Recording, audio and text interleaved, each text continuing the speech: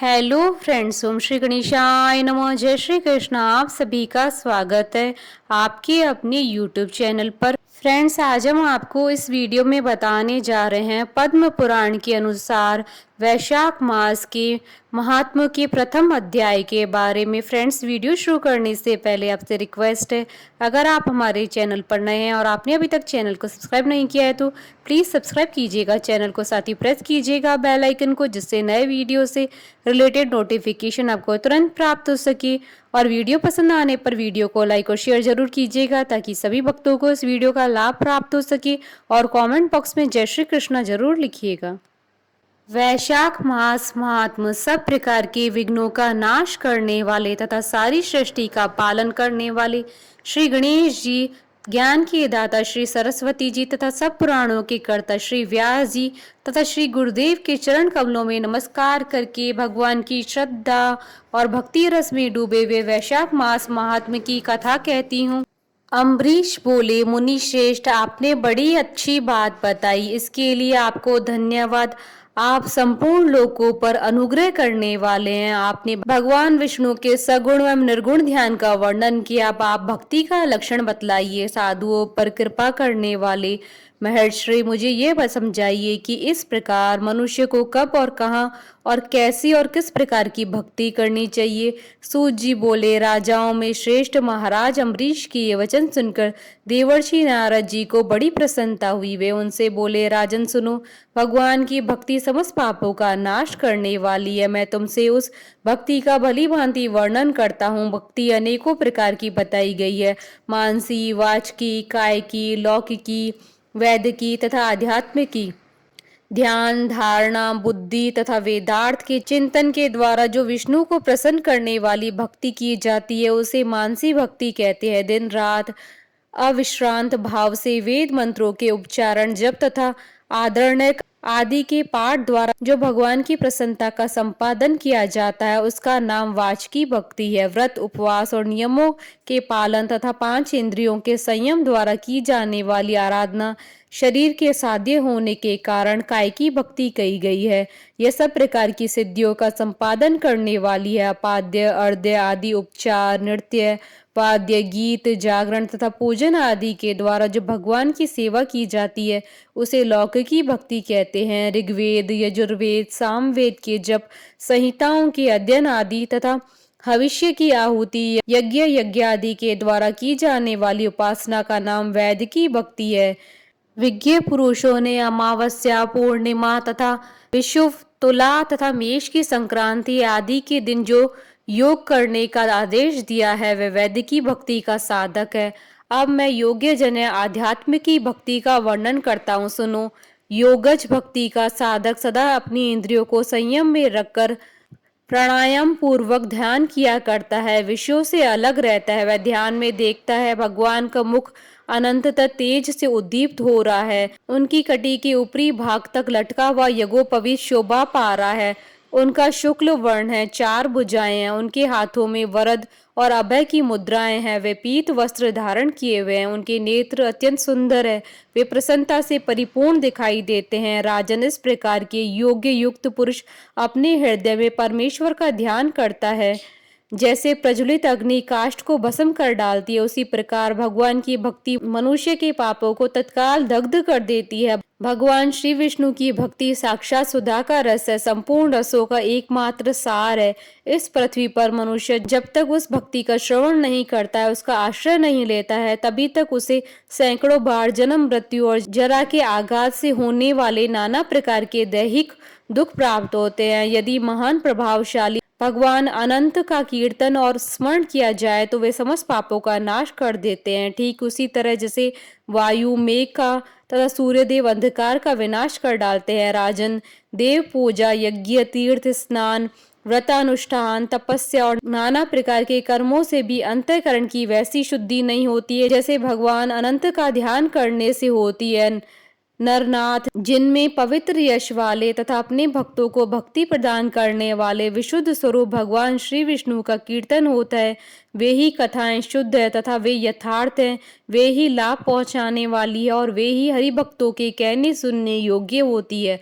भूमंडल के राज्य का भार संभालने वाले धीर चित महाराज अम्बरीश, तुम धन्य हो, क्योंकि तुम्हारा हृदय पुरुषोत्तम के ध्यान में एकातान हो रहा है तथा सौभाग्य लक्ष्मी से सुशोभित होने वाली तुम्हारी नैष्टिक बुद्धि श्री कृष्णचंद्र की पुण्यमय लीलाओं के श्रवण में प्रवृत्त हो रही है। भूपते, भक्तों को वरदान देने वाले अविनाशी भगवान श्री विष्णु की भक्ति पूर्वक आराधना किए बिना अहंकार वश अपने को ही बड़ा मानने वाले पुरुष का कल्याण कैसे होगा। भगवान माया के जन्मदाता है, उन पर माया का प्रभाव नहीं पड़ता। साधु पुरुष ने भक्ति के द्वारा ही प्राप्त करते हैं। इस बात को तुम भी जानते हो राजन। धर्म का कोई भी तत्व ऐसा नहीं है जो तुम्हें ज्ञात न हो। फिर भी जिनके चरण ही तीर्थ हैं, उन भगवान की चर्चा का प्रसंग उठाकर जो तुम उनकी सरस कथा को मुझसे विस्तार से पूछ रहे हो, उसमें यही कारण है कि तुम वैष्णवों का गौरव बढ़ाना चाहते हो, मुझ जैसे लोगों को आदर दे रहे हो। साधु संत जो एक दूसरे से मिलने पर अधिक श्रद्धा के साथ भगवान अनंत के कल्याण में गुणों का कीर्तन और श्रवण करते हैं, इससे बढ़कर परम संतोष की बात तथा समुचित पुण्य मुझे और किसी कार्य में नहीं दिखाई देता है। ब्राह्मण, गाय, सत्य, श्रद्धा, यज्ञ, तपस्या, श्रुति, स्मृति, दया, दीक्षा और संतोष, ये सब श्री हरि विष्णु के स्वरूप है। सूर्य, चंद्रमा, वायु, पृथ्वी, जल, आकाश, दिशाएं, ब्रह्मा, विष्णु, रुद्र तथा संपूर्ण प्राणी उस परमेश्वर के स्वरूप है। इस चराचर जगत को उत्पन्न करने की शक्ति रखने वाले वे विश्व रूप भगवान स्वयं ही ब्राह्मण के शरीर में प्रवेश करके सदा उन्हें खिलाया जाने वाला अन्न भोजन करते हैं। इसलिए जिनकी चरण रेणु तीर्थ के समान है, भगवान अनंत ही जिनके आधार हैं, जो संपूर्ण प्राणियों की आत्मा तथा पुण्यमयी लक्ष्मी के सर्वस्व हैं, उन ब्राह्मणों का आदर पूर्वक पूजन करो। जो विद्वान ब्राह्मण को विष्णु बुद्धि से देखता है, वही सच्चा वैष्णव है तथा वही अपने धर्म में भली भांति स्थित माना जाता है। तुमने भक्ति के लक्षण सुनने के लिए प्रार्थना की थी, सो सब मैंने तुम्हें सुना दिया। अब गंगा स्नान करने के लिए जा रहा हूँ। यह वैशाख का महीना उपस्थित है, जो भगवान लक्ष्मीपति को अत्यंत प्रिय है। इनकी भी आज शुक्ला सप्तमी है। इसमें गंगा का स्नान अत्यंत दुर्लभ है। पूर्व काल में राजा जहू ने वैशाख शुक्ला सप्तमी को क्रोध में आकर गंगा जी को पी लिया था, फिर अपने दाहिने कान के छिद्र से उन्हें बाहर निकाला था। अतः जहू की कन्या होने के कारण गंगा जी को जाह्नवी कहते हैं। इस तिथि को स्नान करके जो आकाश की मेखला बूद गंगा देवी का उत्तम विधान के साथ पूजन करता है, वह मनुष्य धन्य एवं पुण्य आत्मा है। जो वैशाख शुक्ला सप्तमी को विधि पूर्वक गंगा में देवताओं और पितरों का तर्पण करता है, उसे गंगा देवी कृपा दृष्टि से देखती है तथा वह स्नान के पश्चात सब पापों से मुक्त हो जाता है। वैशाख के समान कोई मास नहीं तथा गंगा के सदृश दूसरी कोई नदी नहीं है। इन दोनों का संयोग दुर्लभ है। भगवान की भक्ति से ही ऐसा सुयोग्य प्राप्त होता है। गंगा जी का प्रादुर्भाव भगवान श्री विष्णु के चरणों से हुआ है। वह ब्रह्मलोक से आकर भगवान शंकर के जटाजूट में निवास करती हैं। गंगा समस्त दुखों का नाश करने वाली है। अपने स्त्रोतों से निरंतर प्रवाहित होकर तीनों लोकों को पवित्र करती रहती हैं।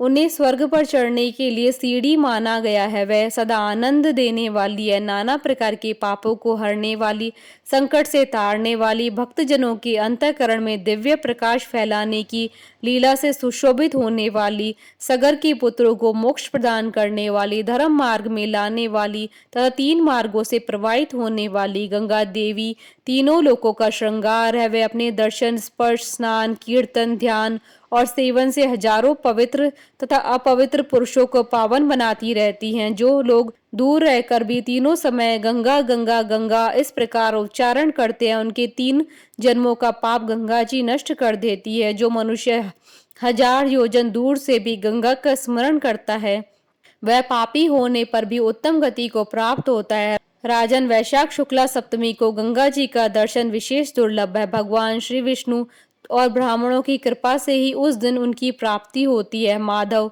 अर्थात वैशाख के समान महीना और माधव अर्थात विष्णु के समान कोई देवता नहीं है, क्योंकि पाप के समुद्र में डूबते हुए मनुष्य के लिए माधव ही जहाज का काम देते हैं। माधव मास में जो भक्ति पूर्वक दान, जप, हवन और स्नान आदि शुभ कर्म किए जाते हैं, उनका पुण्य अक्षय तथा 100 करोड़ गुना अधिक है। जिस प्रकार देवताओं में विश्वात्मा भगवान नारायण देव श्रेष्ठ है, जैसे जप करने योग्य मंत्रों में गायत्री सबसे उत्कृष्ट है, उसी प्रकार नदियों में गंगा जी का स्थान सबसे ऊंचा है। जैसे संपूर्ण स्त्रियों में पार्वती, तपने वालों में सूर्य, लाभों में आरोग्य लाभ, मनुष्यों में ब्राह्मण, पुण्यों में परोपकार, विद्याओं में वेद, मंत्रों में प्रणव और ध्यानों में आत्मचिंतन, तपस्याओं में सत्य और स्वधर्म पालन, शुद्धियों में आत्मशुद्धि, दानों में अभय दान तथा गुणों में लोभ का त्याग ही सबसे प्रधान माना गया है।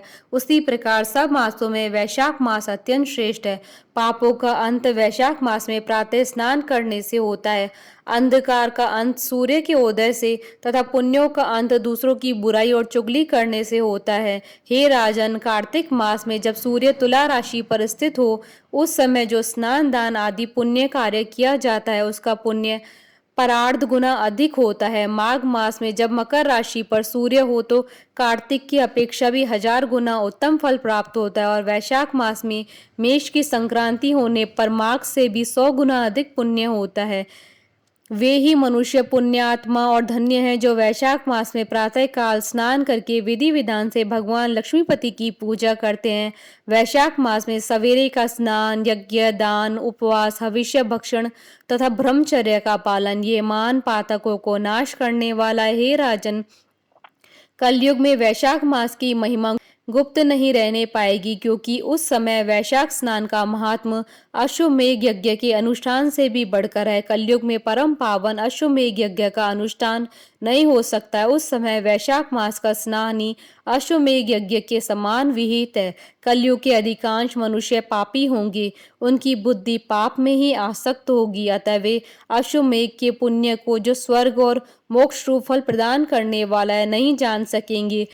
उस समय के लिए लोग अपने पापों के कारण नरक में पड़ेंगे। अतएव कलयुग के लिए अश्वमेघ का प्रचार कम कर दिया गया और उसके स्थान पर वैशाख मास के स्नान का विधान किया गया।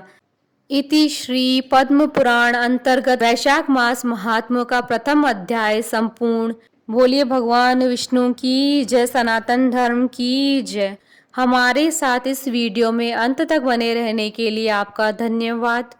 ओम श्री गणेशाय नमः।